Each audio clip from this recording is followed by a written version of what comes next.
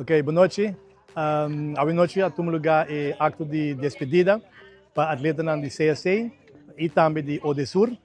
E a mim como chefe de Odesur a compartilhar informação com atleta ng cuerpo técnico, e supporting team de COA, maior ng etc. Público em geral.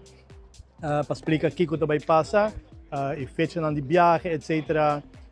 Qual é a cidade na sede, qual é o deporte na Kuabay. E depois de informação general, nós repartir o uniforme no atleta. Então, explica também que o uniforme é algo obrigatório para vestir desde a saída de Aruba até a chegada back na Aruba. Então, inteiro este dia, incluindo a viagem, é obrigatório para vestir o uniforme.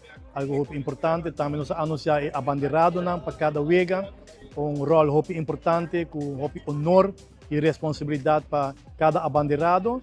Nós temos para cada vega 2 abanderados com conjunto do carga e bandeira, dama e cavalheiro.